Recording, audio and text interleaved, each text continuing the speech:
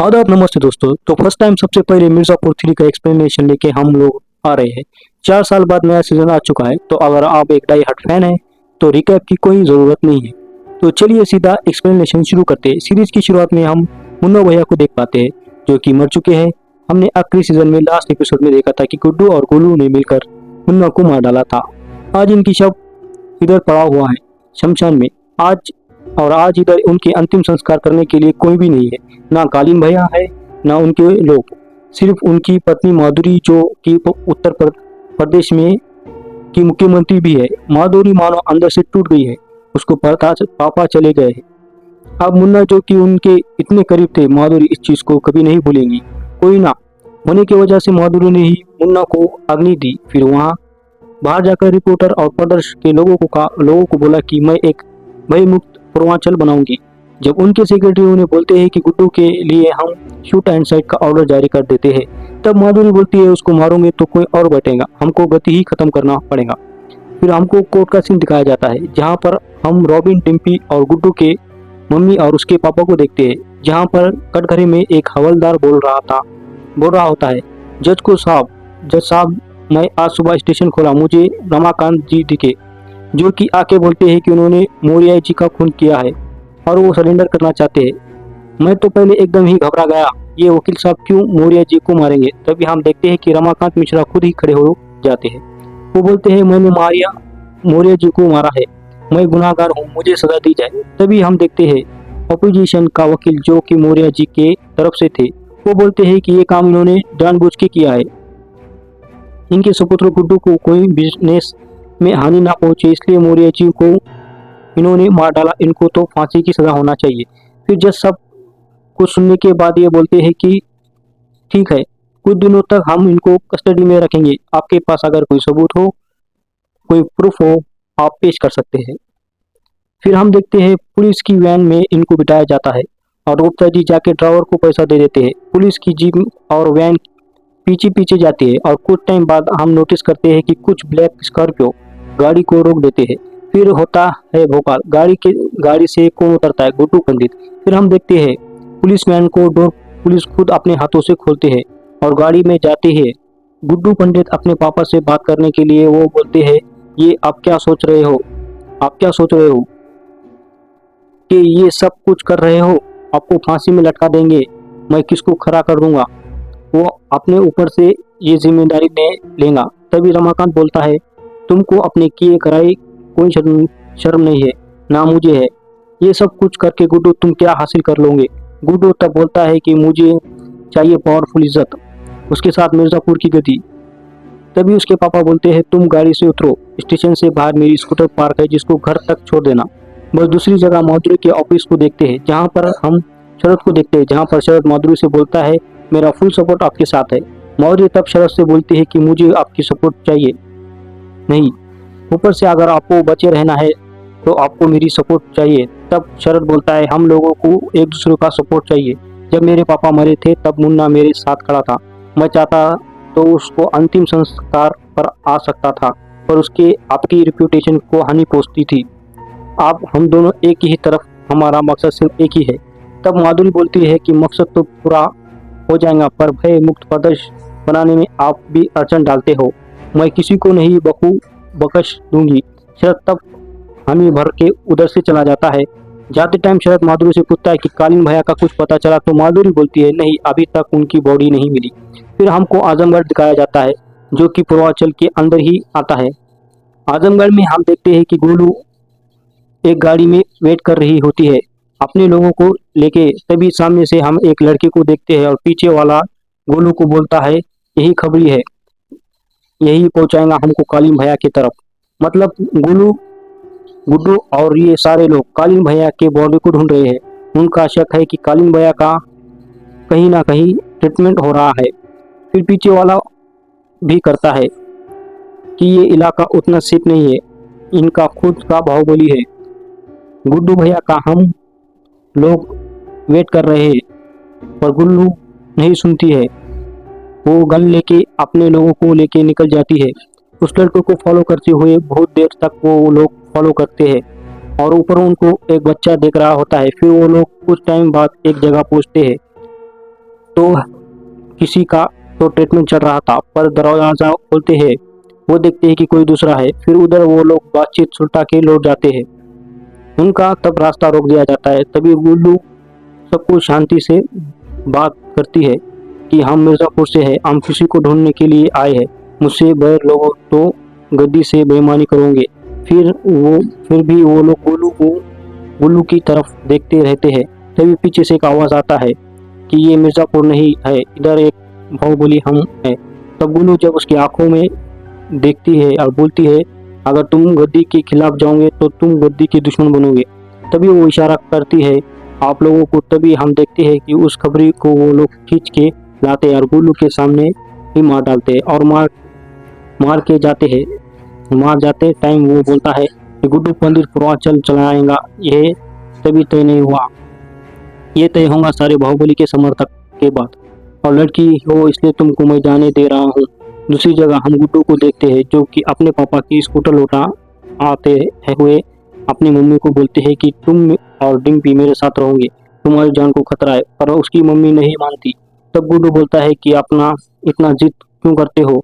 तब उनकी मम्मी बोलती है कि अगर इस फैमिली में जिद्दी ना हुए तो मैं इस फैमिली का कैसा, मैं कहीं पर नहीं जाऊंगा, प्रदेश का सबसे बड़ा बाहुबली की माँ हूँ मैं, मुझे किस बात का खतरा। दूसरी जगह माधुरी और एक ऑफिसर को देखते हैं जो माधुरी को बोल रहा होता है कि गुड्डू को खत्म करने के लिए ज्यादा कुछ नहीं, उसकी दुश्मन बहुत, हम उसको अपोजिट खड़ा कर देंगे, गुड्डू ऑटोमेटिक खत्म हो जाएगा। और उस दिमाग से नहीं सोचता, दिमाग से वो गोबर बुद्धि है, कोई ना कोई तो गलती जरूर करेगा। माधुरी उसे खुला छूट दे देती है और ये बोलती है कि कुछ भी करो पर वो हम तक ना पहुंचे।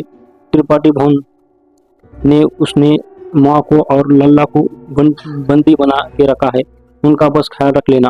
और माधुरी ये भी बोलती है अगर कालीन भाई का कुछ खबर मिले तो बताना, वो मिसिंग है, उनको बॉडी नहीं मिला अभी तक।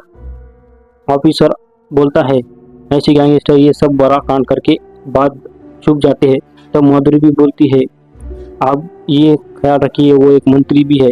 फिर हमको त्रिपाठी भवन दिखाया जाता है जहाँ पर हम मीना और उसके बच्चों को देखते हैं। तभी गुल्लू अंदर आती है और पानी पीने के बाद उससे मीना बात करने के लिए आ जाती है और बोलती है कि इतने स्ट्रेस क्यों ले रही हो। तभी गुल्लू बोलती है कि धीरे धीरे सब लोग इंटरेस्ट ले रहे हैं, गद्दी के लिए हमको प्लान बनाना पड़ेगा, नहीं तो गद्दी से हम हाथ धो बैठेंगे। 2 दिन के अंदर सारे बाहुबली लोगों की मीटिंग बुलाई जाती है और हमको भी जाना चाहिए, पर गुड्डू को समझना पड़ेगा। तभी उनके काम वाली भी बोलती है ऐसा नियम है, अगर कोई गद्दी पे नहीं हो तो मुखिया के लिए बाहुबली लोग वोटिंग करते हैं, ननिहाल है ना आजमगढ़ पे, मुझे पता है। तब गुड्डू भी रात को गोलू को बोलता है पश्चिम वाले इतनी इंटरेस्ट क्यों दिखा रहा है, हमारा मैटर है, हम लोग ही उल्टा देंगे। और गोलू बोलती है कि गद्दी का एक नियम है, एक संतुलन है जो कि हमको मेंटेन रखना पड़ेगा। अभी हम गद्दी के खिलाफ नहीं, गद्दी के दावेदार है। और दूसरी एक जगह हम शरद को देखते हैं जो कि बाकी कुछ बाहुबली को लेकर मीटिंग बैठा आता है अपने जौनपुर में और बोलता है कि कालीन भैया के लिए हमको सिंपैथी क्रिएट करना पड़ेगा, गुड्डू पंडित को गद्दी कभी ना मिले, ऐसा रास्ता हमको बनाना पड़ेगा, आप लोग जाकर सब बाहुबली से मिलिए। शरद की माँ उसे बोलती है कि कभी कभी राजा को निकलना पड़ता है अपना वजूद दिखाने के लिए, तुम जाके सारे बाहुबली से मिलो, सबको बताओ गद्दी का असली वारिस तुम हो।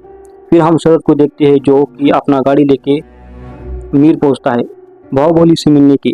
मनोहर मियाँ जो कि मेस्ट के बाहुबली थे, उनके साथ खाना खाते टाइम वो बोलते हैं पूर्वांचल की गद्दी को एक लीडर की जरूरत है, आप है क्या वो लीडर। दूसरी जगह फिर से हमको त्रिपाठी भवन दिखाया जाता है जहाँ पर गोलू गुड्डू और एक बिचली मिडिल मैन होता है, वो आके भी गुड्डू को बोलते हैं कि 2 दिन में बैठक है, आपको बैठक में जाना है, नियम का पालन करना है क्योंकि ये एक सिस्टम है। पर गुड्डू बोलता है कि आपको मीटिंग मिर्जापुर में बुलाना चाहिए। पर गुल्लू बोलती है ऐसा नियम नहीं है, जो नियम में हमको नियम से ही चलना पड़ेगा।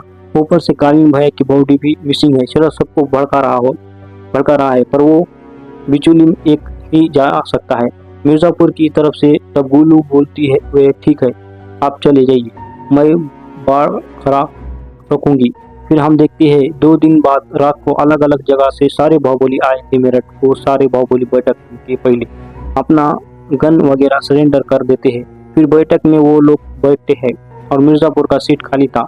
मिर्ज़ापुर की तरफ से उनका खास आदमी आया था। जब मिर्ज़ापुर के दावेदार लोग नहीं आए तो मनोहर मियाँ बोलते हैं कि मीटिंग शुरू की जाए। मीटिंग शुरू करते ही मिर्ज़ापुर की तरफ से आने वाले वो बोलता है कि मिर्ज़ापुर में हक गुड्डू का ही है, क्योंकि त्रिपाठी हो के ख़त्म हो गए और गद्दी की असली दावेदार वो है। तभी शरद बोलता है कि गद्दी में सिर्फ हक होता है, उनके खून का त्रिपाठी हो, मैं कोई बचा नहीं, तो वोटिंग होना चाहिए। और गुड्डू पंडित किसी भी नियम का पालन नहीं करता जो उसने आज किया है। गद्दी का उसने मान नहीं रखा, मीटिंग में वो नहीं आया। तभी सारे लोग पूछते हैं। तभी शरद बोलता है तो दावेदार मैं ही होता हूँ और कोई बचा नहीं है। और कुछ लोग उसमें सहमति भी दे रहे थे। तभी हम देखते हैं तालियां मार मार कर एंट्री लेता है गुड्डू भैया और बोलता है इस बार भी क्या भीख में ही लूंगे जैसे जौनपुर भीख में लिया था। तभी शरद बोल देता है एक टाइम में तुम कालीन भैया के लिए काम कर रहे थे, तुम उनके वफादार कुत्ते थे, आज दावेदारी दिखा रहे हैं। गुड्डू को ज्यादातर इन सारे बातों पे गुस्सा आ जाता है। वो शरद को जाके कुटने वाला था। गोलू ने उसको सिखा के भेजा था कि दिमाग शांत रखना है, दावेदारी खुद की तरफ ही रखना है। तभी गुड्डू बोलती है पापा ने इनके ग से खाते थे, पता है ना उसको साथ क्या हुआ था, तुमको भी बलिया में मैंने ही कुटा था। तभी शरद बोलता है हाँ मुझे तो याद है, और तुमको याद है तुमने अपना किसको किसको खोया है, एक को तो ऐसा खो दिया जो कि पेट में ही था। उस बात पे गुड्डू को गुस्सा आ जाता है और दोनों में हाथापाई शुरू हो जाती है। तभी मनोहर मियाँ इस फाइट को रुकवा देते हैं और बोलते हैं कि गुड्डू पंडित और शरद शुक्ला आप दोनों ही दावेदार हो, आप दोनों को ही साबित करना पड़ेगा कि गद्दी के आप हकदार हो। दशहरा तक ही आप लोगों के पास समय है। तब गुड्डू कुछ बोलने जाता है। तभी मनोहर मियाँ बोलता है दशहरा तक आप दोनों को खुद साबित करना पड़ेगा, नहीं तो हमारा कोऑपरेशन, हमारा इन्फ्लुएंस होगा। जब सारे लोग बाहर जा रहे थे तब गुड्डू शरद को बोलता है इतना उछल कह रहे हो, जौनपुर तुम्हारे पास है, को पता है गद्दी की असली हकदार हम है। तभी शरद बोलता है कि गद्दी की जो असली हकदार है उसकी लाश अभी तक हमको नहीं मिली, तो कैसे तुम असली हकदार हुए, ये बोलकर उधर से चला जाता है। तभी गुड्डू बोलता है इतना कॉन्फिडेंस इसके पास आया कैसे। तब गोलू बोलती है कि कालीन बाइस की ही पास होंगे, पर गुड्डू बोलता है जौनपुर हमने पूरा छान मारा है। तभी गोलू बोलती है कि कालीन भैया को जरूर कहीं ना कहीं इसने छुपा के रखा होगा। तभी हमको दिखाया जाता है कि शरद के सारे लोग